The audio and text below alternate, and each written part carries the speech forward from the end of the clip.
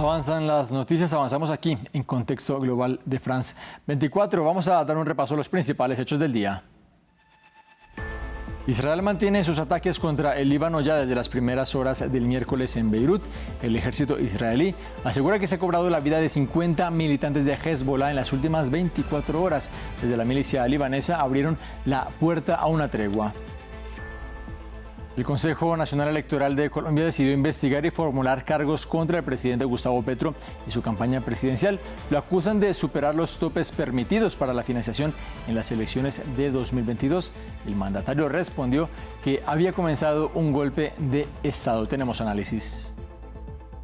El huracán Milton retomó fuerza y alcanzó de nuevo la categoría 5, la más alta en el nivel de amenaza, y se espera que toque tierra en Florida en la noche del miércoles o la madrugada del jueves.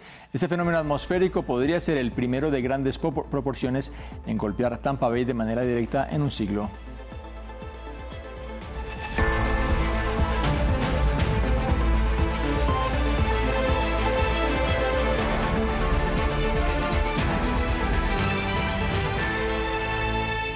Numeral Contexto Global F24 es la etiqueta con la cual los invitamos para que participen con nosotros en esta conversación a través de nuestras distintas redes sociales. Desde las primeras horas ya del miércoles en el Líbano, Israel mantuvo su ofensiva sobre Beirut. El cielo de la capital del país se iluminó con los bombardeos. Las fuerzas israelíes aseguran que en las últimas 24 horas acabaron con la vida de 50 integrantes de la milicia chiita Hezbollah. A lo largo del martes, Israel mantuvo su invasión terrestre por el sur del Líbano, desplegando sus fuerzas ahora también hacia el suroeste del territorio. Desde Hezbollah, su segundo al mando, Naim Qassem, reconoció en un discurso televisado que respaldaba los intentos para una tregua, y Estados Unidos consideró que esto demostraría las afectaciones de la operación israelí sobre la organización. Los ataques aéreos de Israel no solamente son contra el Líbano. Un bombardeo hoy destruyó un edificio residencial en el suburbio de Mesá, al oeste de Damasco, en Siria. Los medios estatales del país agredido afirman que 7 civiles murieron y otros 11 quedaron heridos. Los reportes iniciales hablan que entre las víctimas había mujeres y niños, según una fuente militar. De acuerdo con la misma fuente, el ataque se realizó con 3 misiles lanzados desde los altos del Golán, una zona que se disputan Siria e Israel. Previamente, los medios estatales sirios habían informado que las defensas aéreas del país interceptaron objetivos hostiles en las cercanías de Damasco. En Colombia, este martes, el Consejo Nacional Electoral abrió una investigación contra el presidente Gustavo Petro por presuntamente haber violado los topes, los límites de gasto en su campaña del año 2022 que lo llevó al poder. La suma de la supuesta vulneración es de unos $925.000. El análisis es con Carlos Moreno, profesor asistente de la Facultad de Ciencia Política de la Pontificia Universidad Javeriana. Señor Moreno, gracias por estar con nosotros. ¿En qué consiste la acusación del Consejo sobre el presidente? ¿Qué es lo que se formula en esta investigación? El Consejo Nacional Electoral lo que encontró en esta primera fase fue que la campaña electoral del presidente Gustavo Petro sobrepasó los topes que legalmente están constituidos.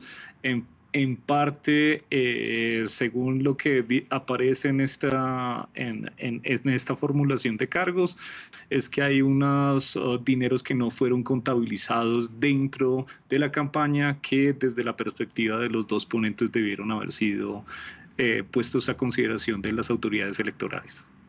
¿Qué es el Consejo Nacional Electoral? Este organismo ha recibido críticas por tener parcialidad y hasta vínculos políticos.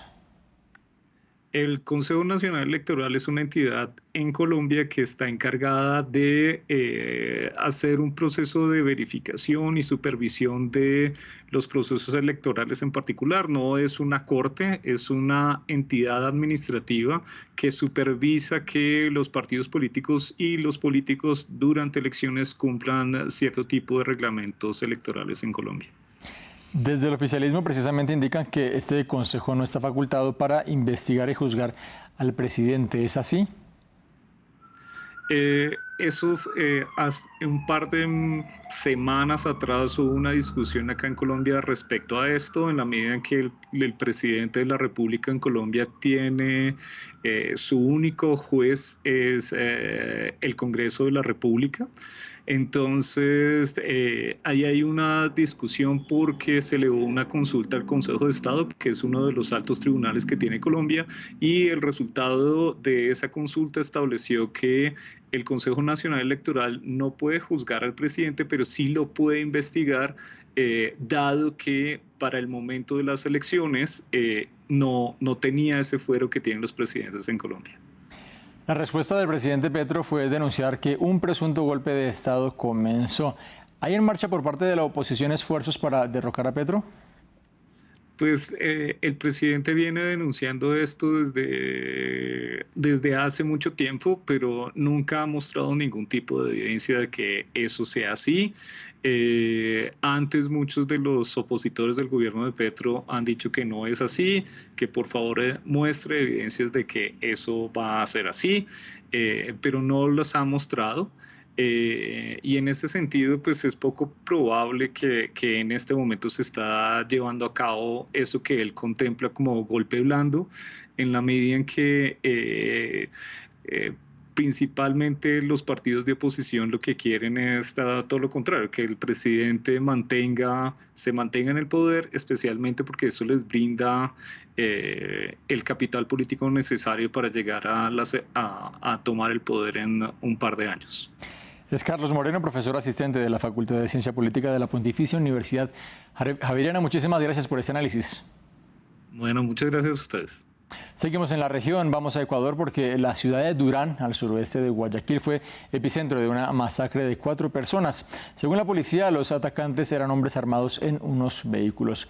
El crimen tiene lugar en medio de un estado de excepción declarado por el gobierno de Noboa a raíz del incremento de la violencia entre bandas. Nuestra corresponsal Carolina Mella nos envió previamente el siguiente informe. Ni en estado de excepción, ni toque de queda. La violencia no da tregua en Durán, la ciudad más peligrosa de Ecuador, que está tomada por las pandillas, que imponen su ley con asesinatos, robos y extorsiones. A plena luz del día, acribillaron a 4 jóvenes entre 18 y 30 años que no tenían antecedentes penales. Según los moradores, los gatilleros estaban vestidos de militares. Entraron en un callejón, arrodillaron a las víctimas y las ejecutaron. Esta masacre se da en medio de un estado de excepción en el que se supone que Durán debería estar militarizada. Para darles contexto, Durán está dividida en 3 grandes barrios y no hay uno solo que escape al yugo de las bandas criminales que tienen el control absoluto en los barrios a través de cámaras de vigilancia y miembros entrenados que caminan armados tranquilamente por las calles. Hasta el mes de agosto, la ciudad acumulaba más de 300 crímenes violentos, acercándose a la terrible cifra de 440 que alcanzó en el 2023 y que la convirtió en una de las ciudades más peligrosas del mundo.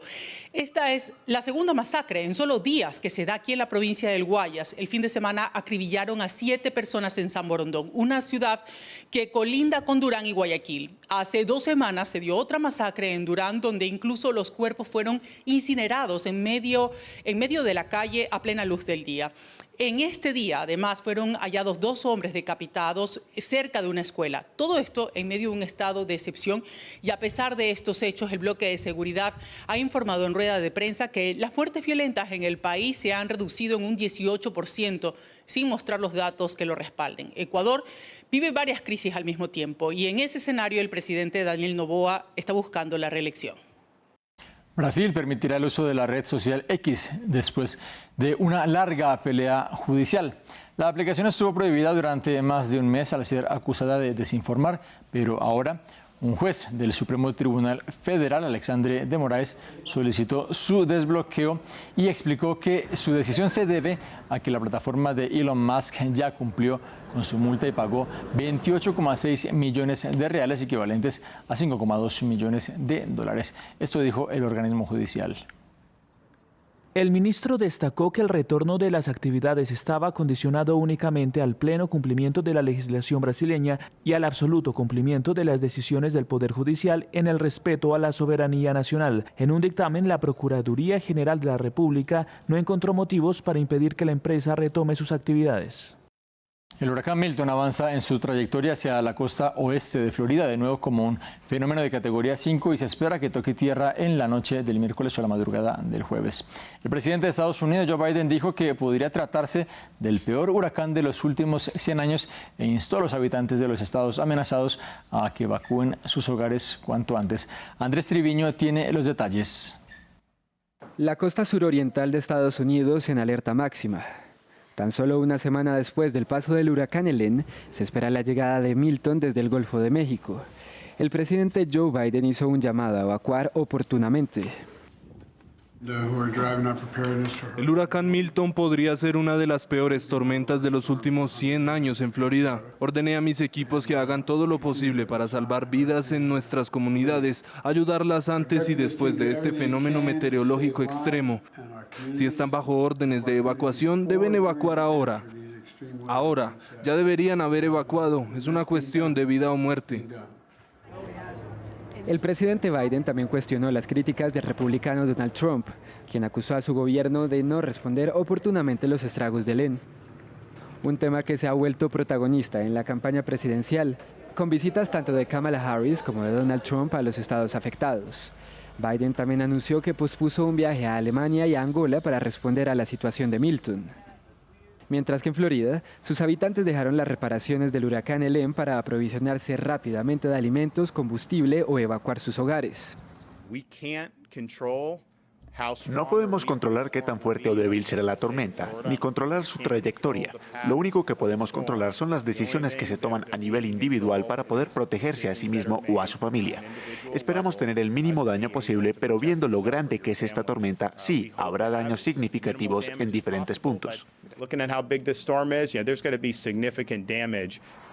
Varios condados y ciudades de Carolina del Norte, Georgia, Carolina del Sur y Tennessee todavía intentan superar las inundaciones de la semana pasada, mientras que los habitantes de Cuba y México evalúan los daños del paso de Milton por sus territorios. Punto final por hoy aquí en esta emisión de Contexto Global, pero quédense con nosotros, ya viene nuestra compañera Gabriel Kolschen con Expreso de Oriente.